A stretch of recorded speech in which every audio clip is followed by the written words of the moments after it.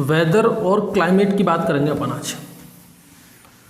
सबसे पहले तो अंतर समझो भाई, वेदर और क्लाइमेट में क्या फ़र्क है, क्या अंतर होता है वेदर में और क्लाइमेट में। एक तरफ लिख लेते हैं क्लाइमेट और दूसरी तरफ लिख लेते हैं वेदर। बताओ भाई, क्लाइमेट और वेदर में क्या फ़र्क है, दोनों में क्या अंतर है।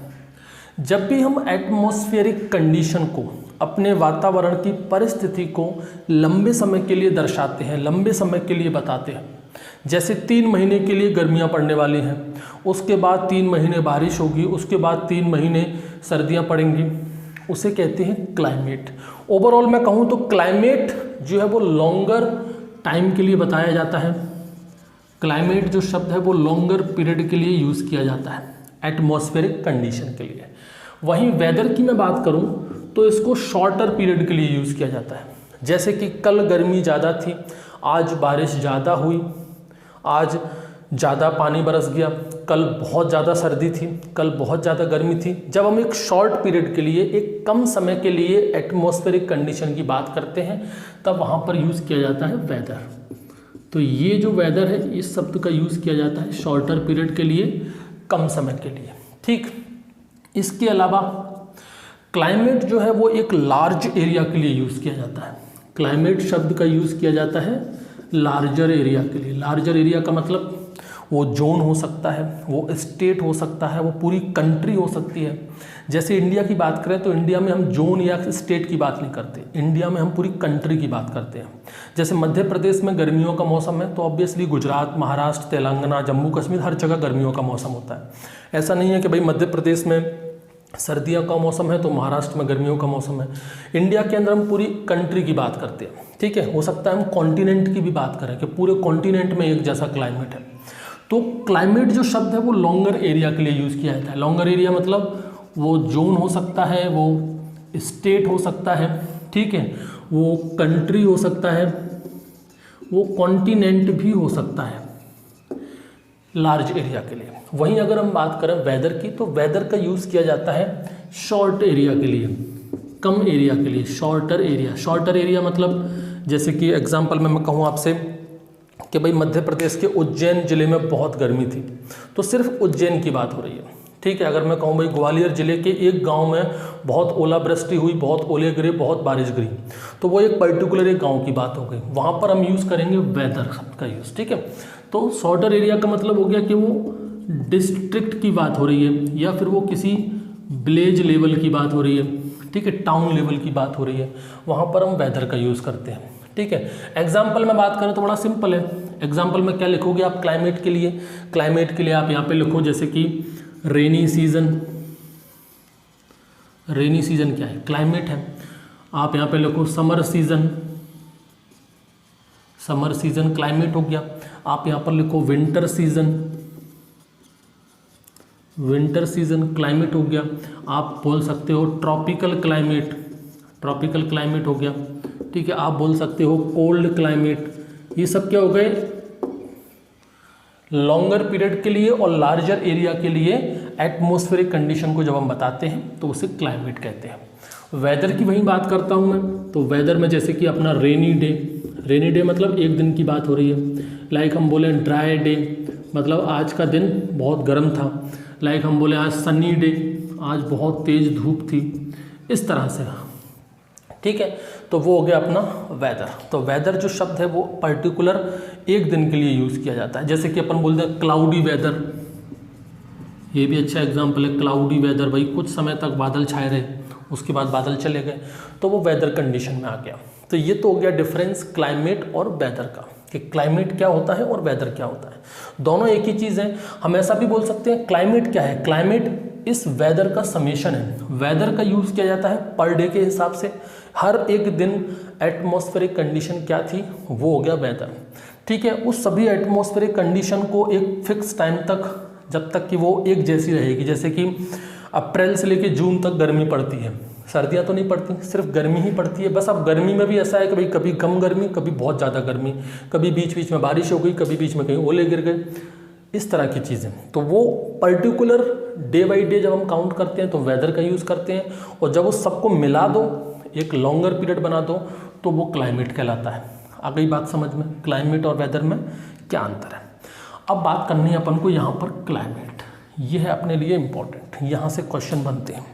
सबसे पहले अपन बात करें क्लासिफिकेशन की। देखो एक वैज्ञानिक है डी कैंडोल, वैज्ञानिक का नाम क्या है, डी कैंडोल। बात कब की है, 1900 की। ये सबसे पहले वैज्ञानिक थे जिन्होंने क्लाइमेट को क्लासिफाई करने का चांस लिया। फर्स्ट अटेम्प्ट इन्होंने किया क्लाइमेट को क्लासिफाई करने का। क्लाइमेट को क्लासिफाई नहीं किया, क्लाइमेट को क्लासिफाई करने का प्रयोग इन्होंने किया डी कैंडोल ने। मतलब ये थे first person to attempt the climate classification. ये आपको याद रखना है, यहाँ से क्वेश्चन बनता है। ठीक है, क्लाइमेट को क्लासिफाई करने का सबसे पहला प्रयोग, सबसे पहला अटेम्प्ट किसने किया, डी कैंडोल ने। और ये किस आधार पर क्लाइमेट को क्लासिफाई करना चाहते थे, ये भी आपको याद रखना है। वो आधार है on the basis of vegetation, ये है इम्पॉर्टेंट। वनस्पति के आधार पर, वेजिटेशन के आधार पर वो क्लाइमेट को क्लासिफाई करना चाहते थे।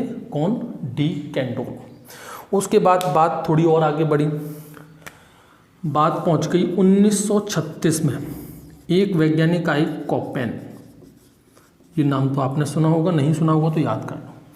बात कब की है, 1936 की। वैज्ञानिक कौन है, कोपेन। ये सबसे पहले वैज्ञानिक थे जिन्होंने क्लाइमेट को क्लासिफाई किया। First to classify the climate, ये आपको याद रखना है।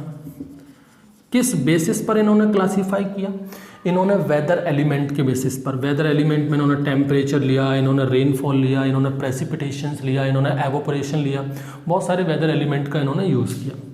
तो वेदर एलिमेंट के आधार पर, ठीक है, आपको देखो याद क्या क्या रखना है।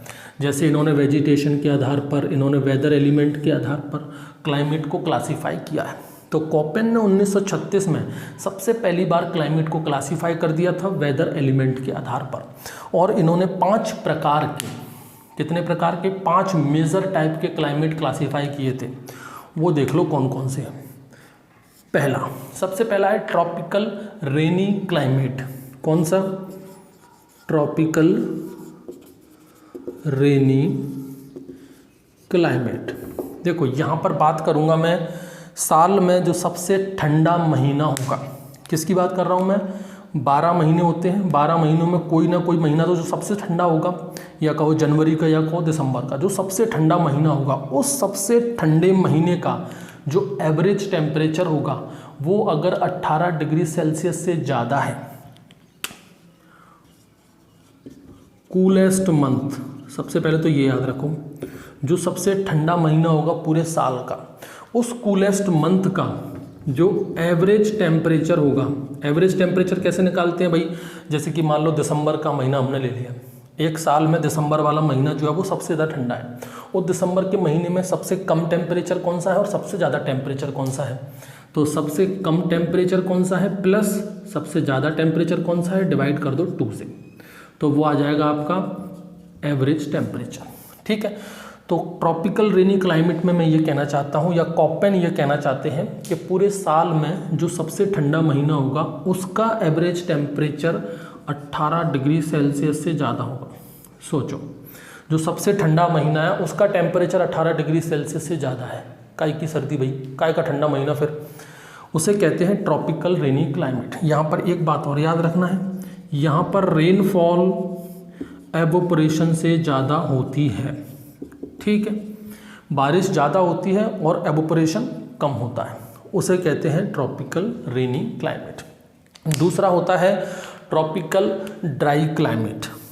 दूसरा देखो, दूसरा है tropical dry climate. Tropical dry climate में भी सेम वही, सबसे ठंडा महीना देखो सेम वही चीज़ रहेगी, कूलेस्ट मंथ, और एवरेज टेम्परेचर भी वही रखना है अपन को 18 डिग्री सेल्सियस से ज़्यादा। बस फ़र्क यहाँ पर यह है कि रेनफॉल यहाँ पर कम होती है और एवोपोरेशन ज़्यादा होता है, पानी कम बरसता है और भाप बन के उड़ ज़्यादा जाता है, इसलिए तो वो ड्राई हो गया, इसलिए बोलते हैं उसको ट्रॉपिकल ड्राई क्लाइमेट। ठीक, तीसरा है यहाँ पर मिड टेम्परेट रेनी क्लाइमेट। क्या है? मिड टेम्परेट रेनी क्लाइमेट। टेम्परेट का मतलब आप समझते हो ना, ट्रॉपिकल शब्द कहीं पर भी आ जाए ना, ट्रॉपिकल का मतलब हमेशा होता है वार्म, गर्म। टेम्परेट का मतलब हमेशा होता है कोल्ड, ये बात हमेशा याद रखना। ट्रॉपिकल शब्द कहीं पर भी देख लो, ट्रॉपिकल हो, सब ट्रॉपिकल हो, मतलब वो गर्म की बात हो रही है, वार्म की बात हो रही है। टेम्परेट शब्द कहीं पर भी आ जाए तो आप समझ जाओ ठंड की बात हो रही है, सर्दियों की बात हो रही है। मिड टेम्परेट रेनी क्लाइमेट, यहाँ पर जो एवरेज टेम्परेचर होगा सबसे कूलेस्ट महीने की, यहाँ पर भी अपन बात करेंगे किसके? Coolest month. यहाँ पर भी साल में जो सबसे ठंडा महीना होगा, जो सबसे कूलेस्ट महीना होगा, इसका एवरेज टेम्परेचर 18 डिग्री सेल्सियस से लेकर -3 डिग्री सेल्सियस तक रहेगा। अब गई बात समझ में? ठीक, ये हो गया थर्ड। अब आ जाओ फोर्थ। फोर्थ है अपना यहाँ पर cold snow climate. Cold snow climate. अब यहाँ तो बात समझ में आ गई, नाम से समझ में आ रहा है स्नो, सर्दियाँ तो है ही, स्नो मतलब बर्फबारी भी हो रही है। तो यहाँ पर भी हम बात करेंगे कूलेस्ट मंथ की, सबसे ठंडे महीने की, कूलेस्ट मंथ, और उसमें भी एवरेज टेम्परेचर कितना होना चाहिए? Less than -3 degree Celsius. -3 degree Celsius से भी कम टेम्परेचर होता है जो सबसे ठंडा महीना होता है, उसमें उसे कहते हैं कूल स्नो क्लाइमेट। और यहाँ पर जो प्रेसिपिटेशन होगा, अब यहाँ पर बारिश तो होगी नहीं, यहाँ पर प्रेसिपिटेशन होगा, वो बारिश के फॉर्म, वो बर्फबारी के फॉर्म में होगा, स्नो के फॉर्म में होगा। ठीक, फोर्थ देखो, सॉरी फोर्थ तो हो गया। फिफ्थ देखो, फिफ्थ है यहाँ पर पोलर क्लाइमेट। पोलर तो नाम आपने सुना ही होगा। पोलर का मतलब है कि भैया बारिश, सॉरी पोलर का मतलब हो गया कि यहाँ पर सर्दियाँ तो होनी ही होनी और भयंकर सर्दियाँ होनी है। ठीक है, ये जो 4 महीने हमने देखे थे, इन चारों महीनों में हमने कूलेस्ट मंथ देखा है। क्या देखा है? Coolest month. लेकिन यहाँ पर अलग है, पोलर में हमको देखना पड़ेगा वार्मेस्ट मंथ। वार्मेस्ट मंथ इसलिए देखना पड़ेगा क्योंकि यहाँ पर तो हमेशा ही गर्मी रहती है। यहाँ पर हमें देखना है कि सबसे गर्म महीना कौन सा है, उस गर्म महीने का एवरेज टेम्परेचर क्या है, ये हमको देखना है किसमें? पोलर में। बाकी इन चारों में हम क्या देख रहे थे? कूलेस्ट, सबसे ठंडा महीना। जबकि पोलर में देखेंगे सबसे गर्म महीना कौन सा है। मान लो कि वो गर्म महीना है मई का। ठीक है, मई महीने में एवरेज टेम्परेचर 10 डिग्री सेल्सियस से कम रहता है। मतलब 10 डिग्री सेल्सियस से कम मतलब काई की गर्मी, फिर वो तो सर्दी पड़ गई। ठीक, वही बात हो गई यहाँ पर ट्रॉपिकल रेनी क्लाइमेट, मतलब सबसे ठंडे महीने में भी टेम्परेचर 18 से ज़्यादा, तो काई की ठंड। पोलर क्लाइमेट में सबसे गर्म महीना मतलब 10 डिग्री सेल्सियस से भी कम, तो काय का गर्म। तो ये हो गए 5 मेजर क्लाइमेट क्लासिफिकेशन, किसके बेसिस पर? वेदर एलिमेंट के बेसिस पर, और कॉपेन ने 1936 में क्लासीफाई किए थे। ठीक है, यहाँ पर आप एक चीज़ और याद रखो कि जो कॉपेन का क्लासिफिकेशन है ना, ये वाइडली एक्सेप्टेड क्लासिफिकेशन है। वाइडली एक्सेप्टेड क्लासिफिकेशन, ये बात आपको याद रखनी है, वाइडली एक्सेप्टेड क्लासिफिकेशन। इसके अलावा कॉपेन के अलावा एक और क्लासिफिकेशन है यहाँ पर, वो है आपका थॉर्नवेट क्लासिफिकेशन, वो भी वाइडली एक्सेप्टेड क्लासिफिकेशन है। ठीक है, एग्रीकल्चर के लिए नहीं है ये, एग्रीकल्चर के लिए क्लासिफिकेशन है ट्रोल का, TROLL। बताता हूँ, अभी देखते जाओ। क्वेश्चन कहाँ से पूछे जाते हैं और कहाँ पर आप गलती करते हो उसको हमें समझना है। इसको मिटा दूँ ऊपर वाले को।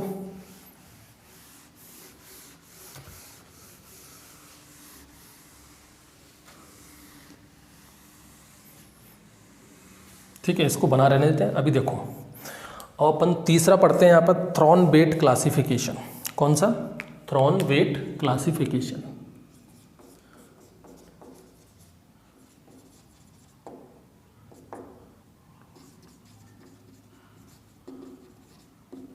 थॉर्नवेट क्लासिफिकेशन।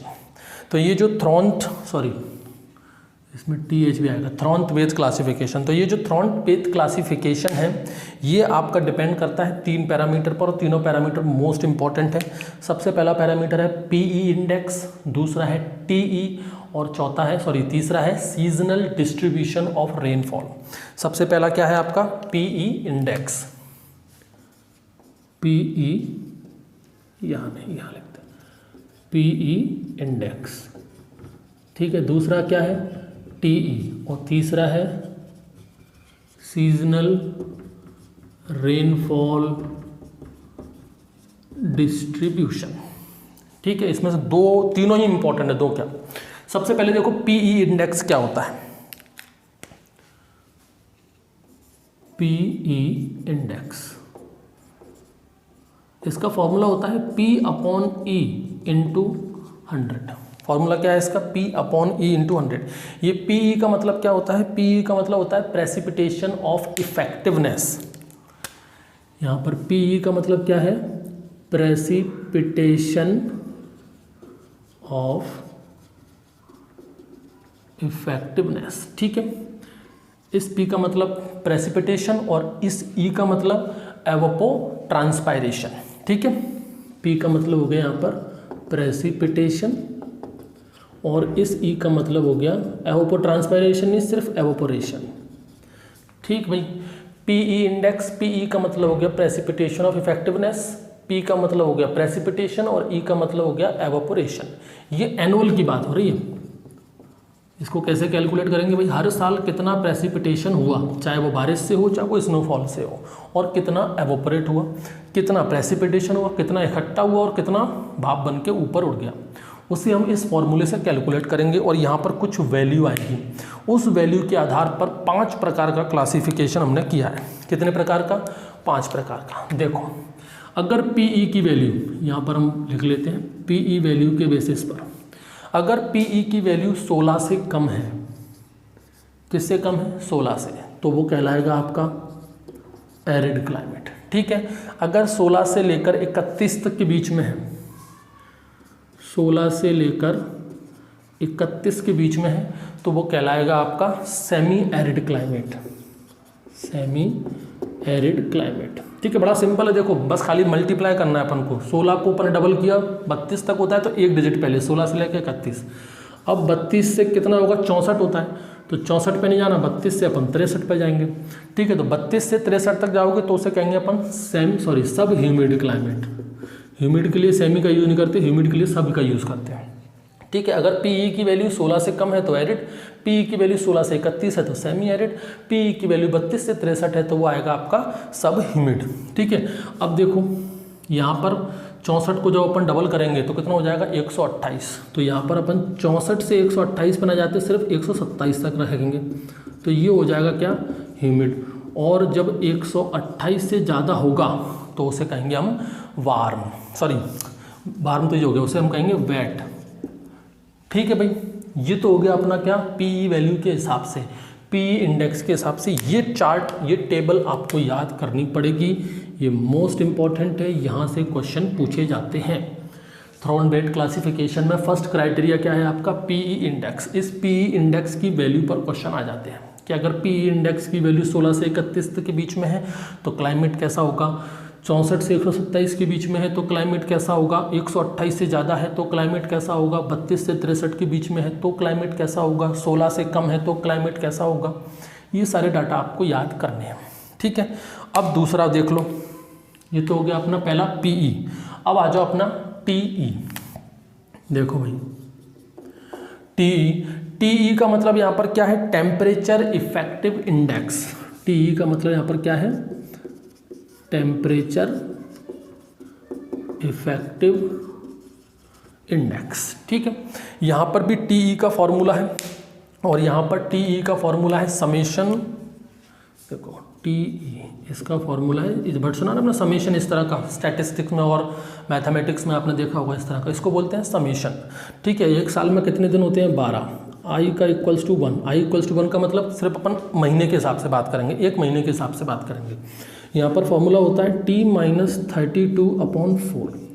ये जो T देख रहे हो ना आप, ये आपका मीन मंथली टेम्परेचर है, और वो भी किस में है? फ़ारेनहाइट में। वो किस में है आपका? फ़ारेनहाइट में। ये याद रखना, ये टेम्परेचर यहाँ पर डिग्री सेल्सियस में नहीं है, ये टेम्परेचर वहाँ पर फ़ारेनहाइट में है। इस फॉर्मूले में पुट करके जो वैल्यू आएगी, कौन सी वैल्यू आएगी? TE value.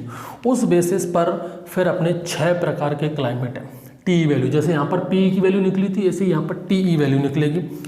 तो ये जो TE वैल्यू है, इस TE वैल्यू के बेसिस पर 6 प्रकार के क्लाइमेट हैं। अब वो 6 प्रकार के कौन कौन से हैं वो देखो। अगर क्लाइमेट अपनी इस TE की वैल्यू अगर 0 आती है तो उसे क्या बोलेंगे अपन, फ्रॉस्ट।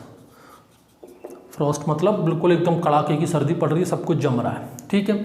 अगर टी की वैल्यू 0 से लेकर 15 के बीच में है तो उसे बोलेंगे अपन क्या, उसे बोला जाता है अपना टुंड्रा। आपने नाम सुना है ना, टुंड्रा और टाइगा, टुंड्रा और एक होता है टाइगा, ठीक है। अगर आपकी वैल्यू 16 से लेकर 31 के बीच में है, 16 से लेके 31 के बीच में है तो उसको बोलते हैं टाइगा। यहाँ पर भी वही सिस्टम है, बस डबल करते जाओ, ठीक है। 16 से लेके 31 के बीच में है तो उसको बोलेंगे क्या अपन, टाइगा। और उसके बाद फिर यहाँ पर 32 से लेके 63 के बीच में है तो 32 से लेकर 63 के बीच में है तो उसको बोलते हैं माइक्रोथर्मल, माइक्रोथर्मल, ठीक है। 64 से लेकर 127 के बीच में है तो उसको बोलते हैं मीजोथर्मल, ठीक है भाई, सही समझ में आ रहा है। 0 होगा तो फ्रॉस्ट, 0 से लेकर 15 के बीच में टुंड्रा, 16 से लेकर 31 के बीच में टाइगा, 32 से लेकर 63 के बीच में आपका माइक्रोथर्मल, 64 से लेकर 128 के बीच में आपका मीजोथर्मल, और 128 से ज़्यादा है तो उसको बोलेंगे ट्रॉपिकल क्लाइमेट। ये 6 कंडीशन है अपनी टीई वैल्यू के आधार पर, ठीक। अब नीचे वाला भी मिटा देता हूं मैं। ये वैल्यू आपको याद रखनी है, यही सबसे ज़्यादा इंपॉर्टेंट है।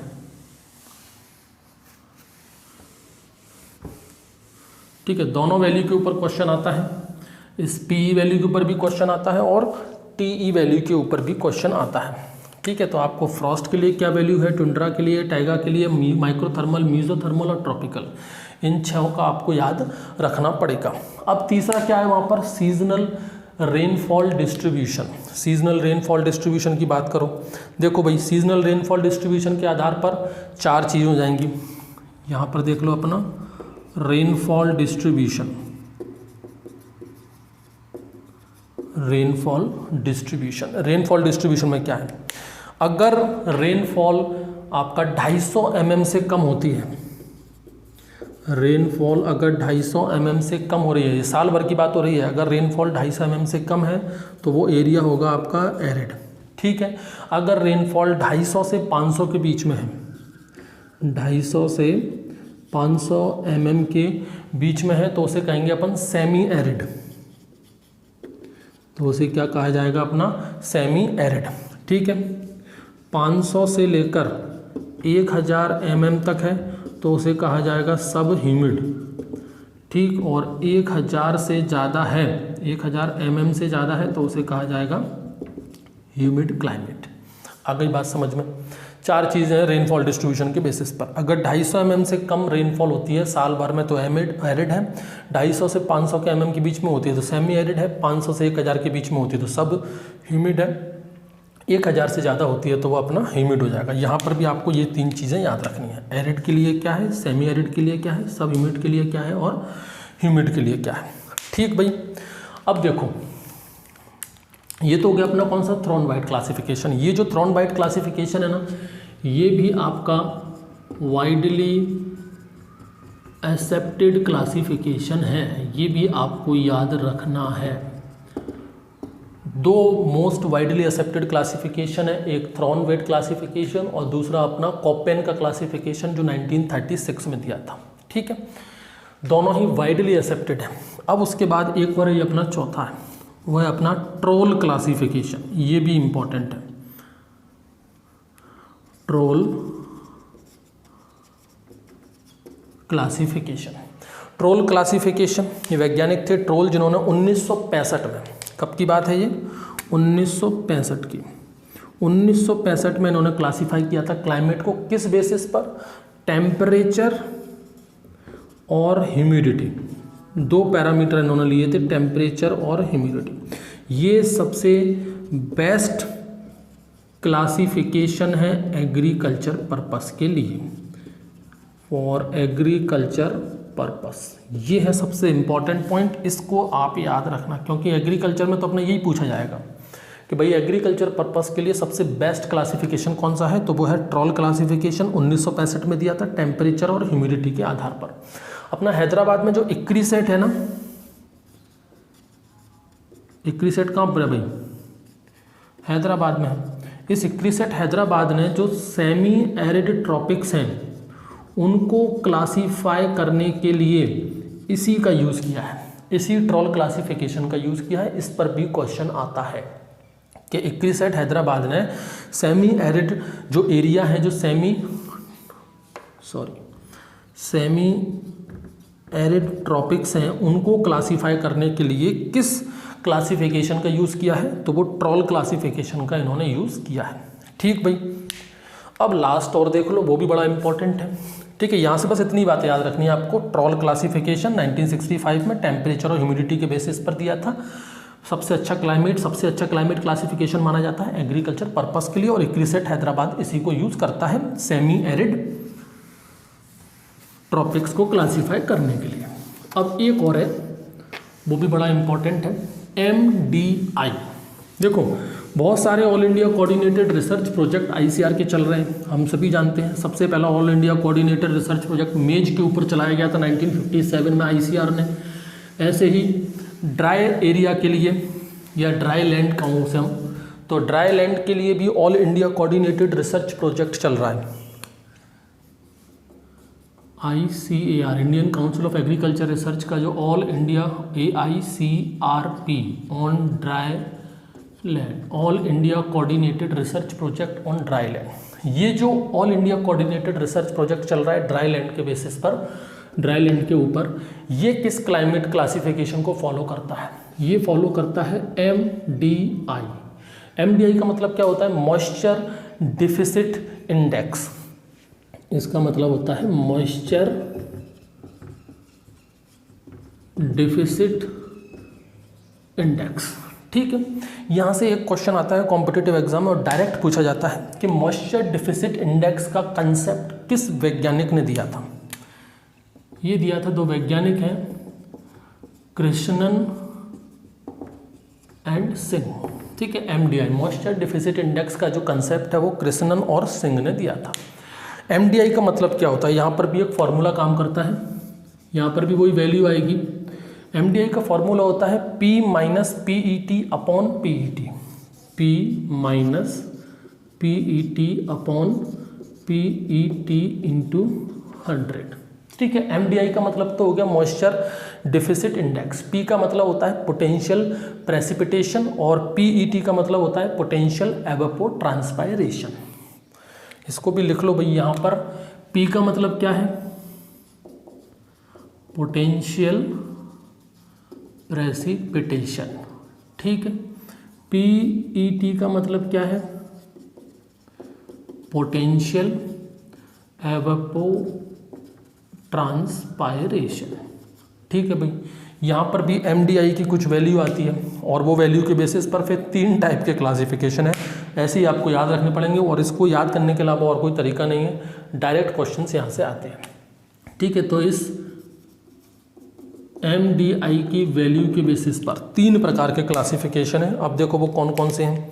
अगर MDI की वैल्यू -66.6 से कम है, कितने से? -66.6 से कम, तो उसे कहेंगे हम एरिड। ठीक है, अगर MDI की वैल्यू -33.3 से लेकर -66.6 के बीच में है तो उसे कहेंगे हम सेमी एरिड। ठीक है भाई, और अगर -33.3 से लेकर 0 या फिर कहो 0 से लेकर -33.3 के बीच में है तो उसे कहेंगे हम सब ह्यूमिड। ठीक, ये 3 वैल्यू आपको याद रखनी है, इन पर भी क्वेश्चन आता है MDI के लिए।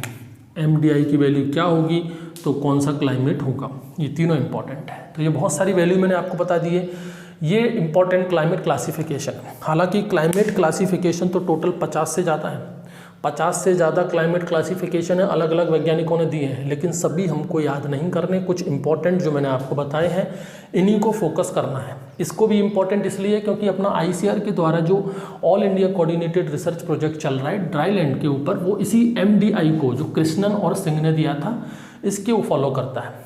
ठीक है, इस MDI के बेसिस पर जो 3 क्लाइमेट क्लासिफिकेशन है इसी को फॉलो करता है अपना AICRP ऑन ड्राई लैंड। ठीक भाई, तो ये तो हो गया अपना क्लाइमेट का चैप्टर। खत्म।